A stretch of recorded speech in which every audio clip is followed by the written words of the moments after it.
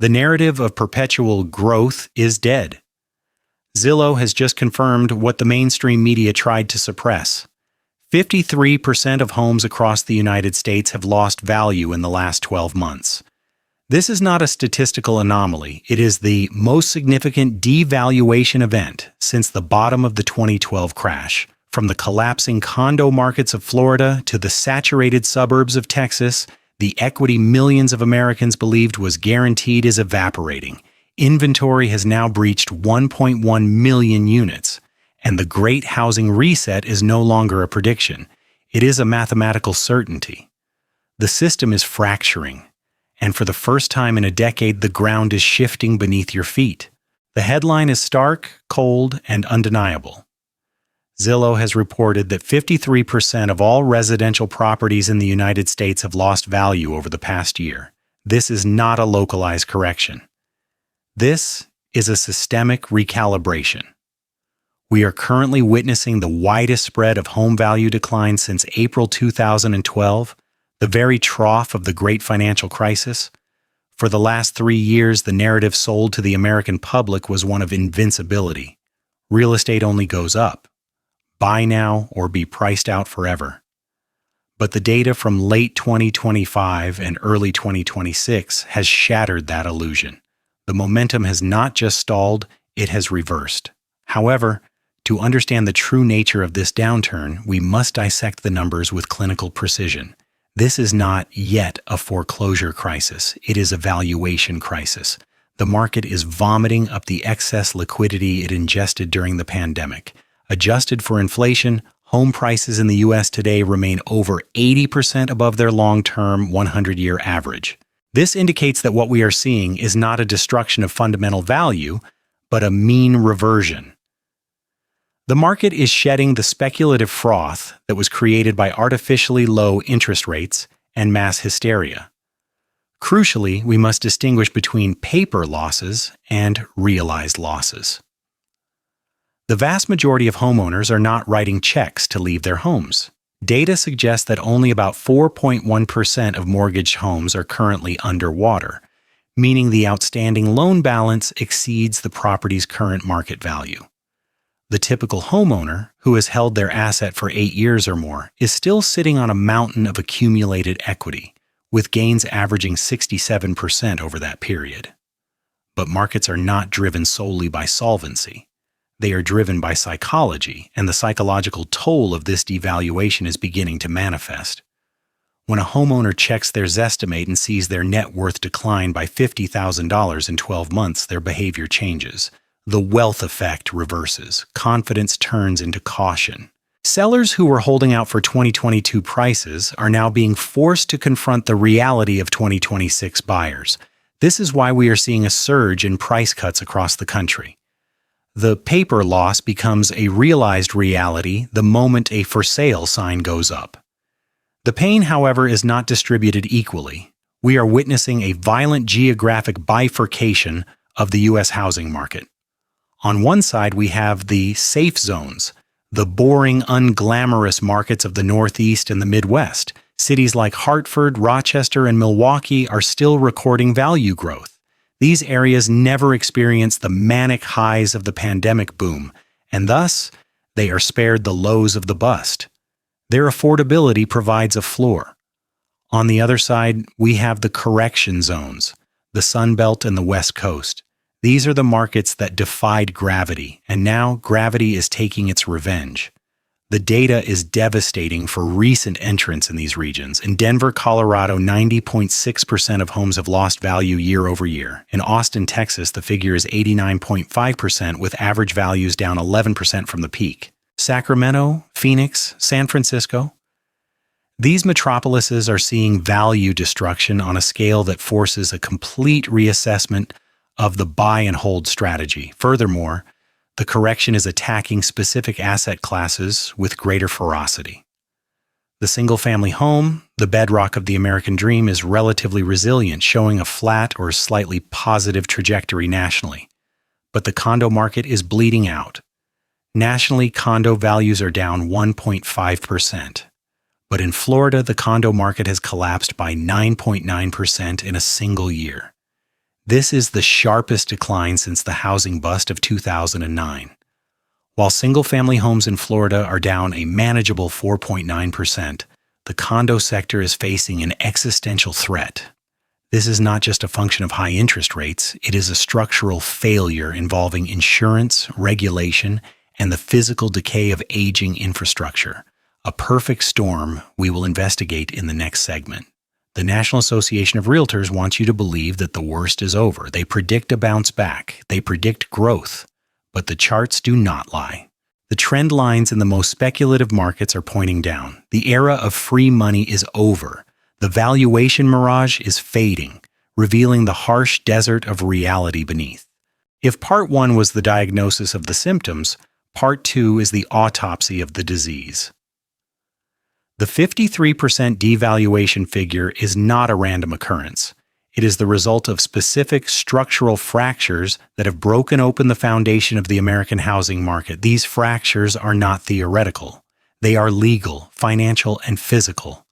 And nowhere are they more visible and more lethal than in the state of Florida.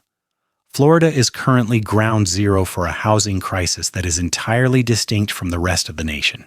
It is facing a perfect storm that has nothing to do with the Federal Reserve and everything to do with the physical decay of its infrastructure.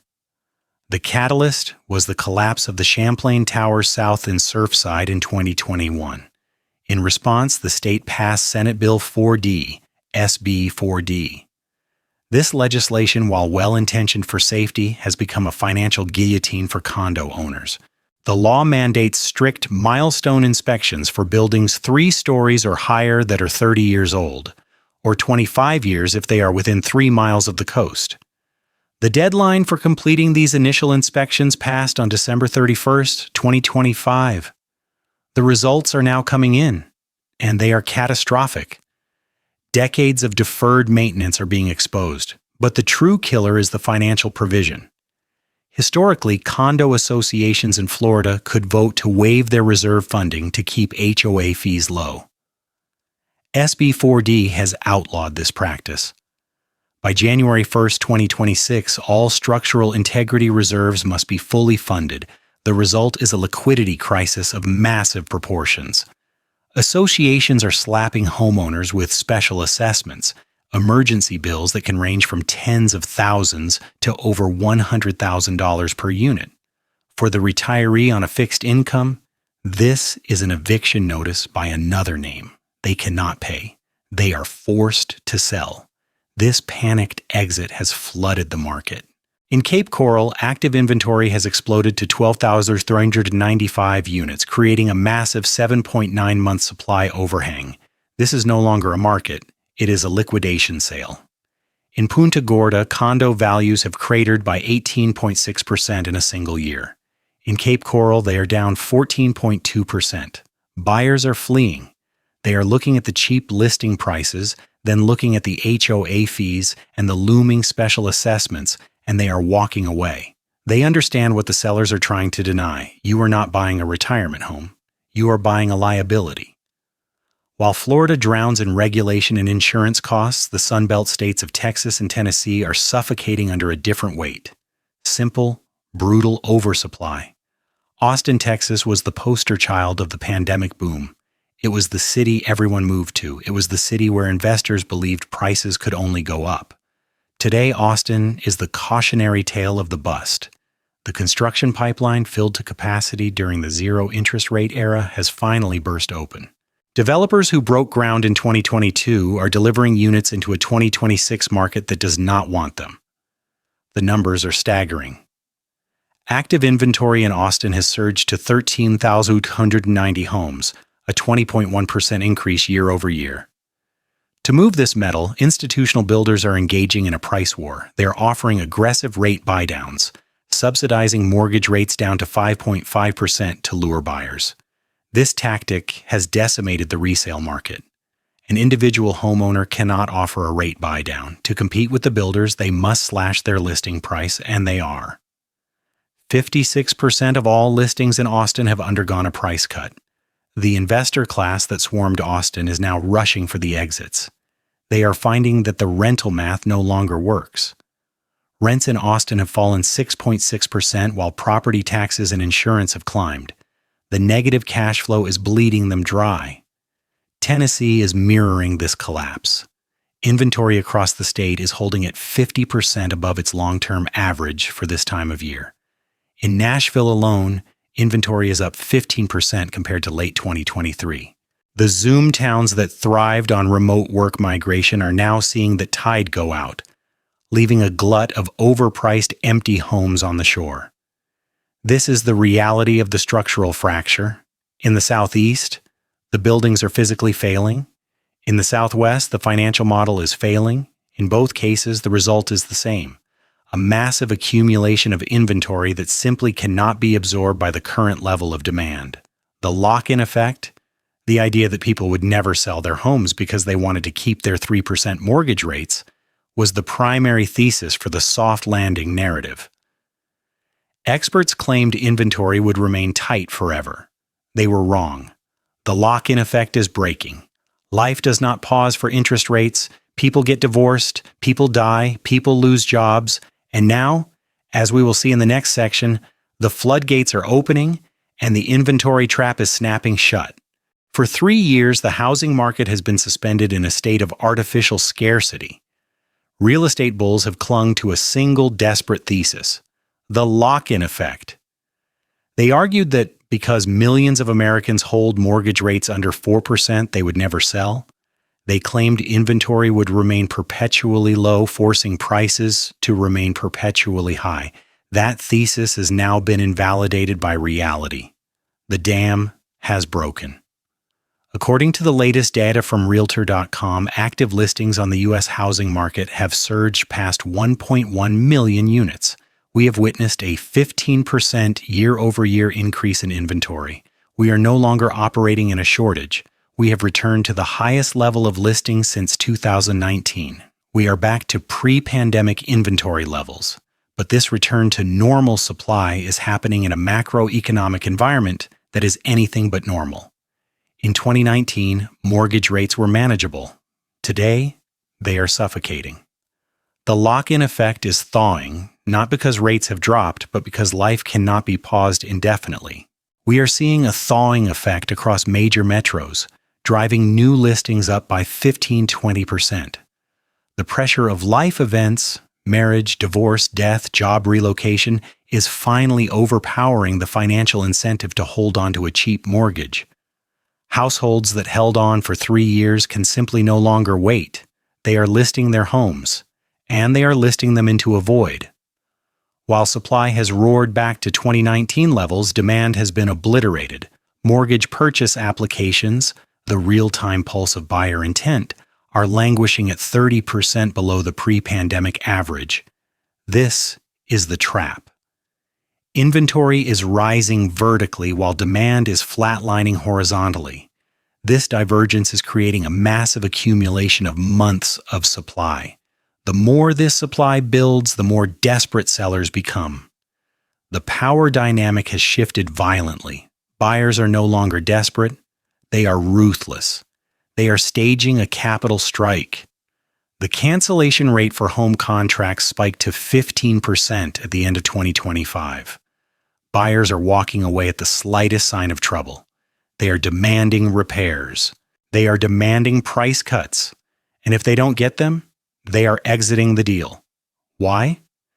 Because the alternative to buying has never been more attractive. The rental market, once a driver of inflation, has now become a deflationary force. For the first time in years, rent prices are falling across major markets. In Austin, rents have collapsed by 6.6%. In Phoenix, they are down 4.3%. In Jacksonville, Florida, condo rents have plummeted by 19%. This deflation changes the fundamental calculus of the American dream. In many markets, the monthly cost to own a home is now 30% to 50% higher than the cost to rent the exact same property. Why would a rational economic actor catch a falling knife? Why would a first-time home buyer stretch their finances to the breaking point to buy a home in a declining market when they can rent a luxury apartment for half the price with zero liability? They wouldn't, and they aren't. This creates a feedback loop of destruction. Investors seeing rents fall and vacancies rise stop buying. They turn into net sellers. This adds even more inventory to the pile. Regular homeowners, seeing their zestimates drop and their neighbors' homes sit unsold for months, start to panic. They cut their prices. The market has moved from a state of fear of missing out, FOMO, to a state of fear of buying top. The inertia has been removed. The inventory flood is here, and the buyers have retreated to higher ground. As we look toward 2026, the question is no longer, will prices drop? The question is, how does the industry establishment attempt to spin this disaster? And how can you navigate the chaos without becoming collateral damage? The housing industry is an optimism machine. It is designed to manufacture hope, even when the assembly line is broken. As we stare down the barrel of 2026, the National Association of Realtors is once again cranking the gears of that machine. The NAR is currently predicting a miraculous bounce back. They are forecasting double-digit growth in home sales and a 4% rise in prices for 2026. They claim that home prices nationwide are in no danger of declining. They argue that a slight dip in interest rates will magically unlock a tidal wave of pent-up demand. Do not be seduced by this narrative. We have heard this song before, and it ends in a funeral dirge. Rewind to January 2007. The housing market was already cracking. Yet, the National Association of Realtors released a statement pegging the fourth quarter of 2006 as the trough of the slump. They explicitly forecast that sales would gradually rise through 2007 and 2008. They told the American public the downturn was over right before the global financial system melted down. The NAR is a trade association. Their members are realtors. Realtors only get paid when a house sells. Their forecast is not an analysis, it is a marketing brochure. The reality of 2026 will not be a boom. It will be what Redfin and Zillow have more accurately termed the Great Housing Reset. This reset is not a V-shaped recovery. It is a long, grinding period of stagnation. The consensus among serious economists is that the era of 3% mortgage rates is dead and buried. The new normal for the 30-year fixed rate will likely stabilize between 6.0% and 6.4% throughout 2026. This rate is high enough to cap appreciation, yet low enough to keep the market on life support. In this environment, home prices will not skyrocket. Zillow and Redfin predict prices will remain flat or inch up by a negligible 1% to 1.7%. This is a market in paralysis, waiting for income growth to slowly, painfully catch up to asset prices. But for you, the individual navigating this minefield, macroeconomics are irrelevant. What matters is leverage. And for the first time in a decade, the leverage has shifted to you. 2026 is unequivocally the year of the buyer. The shortage is over. The power dynamic has inverted. If you are entering this market, you must abandon the mindset of the past 3 years. Do not bid over asking. Do not waive inspections. Those days are gone. Negotiate with ruthlessness. If you are looking at a property in Austin where inventory is up 20%, or in Tennessee where supply has exploded by 50%, you are the one holding the cards. Data from Reventure shows that in declining markets, price forecasts are signaling drops of another 4% to 10%. Use this. Print the report. Slam it on the table. Demand a price that reflects the future value, not the past delusion. However, a grave warning remains for those looking at the condo sector, particularly in Florida. This is not a dip. It is a value trap.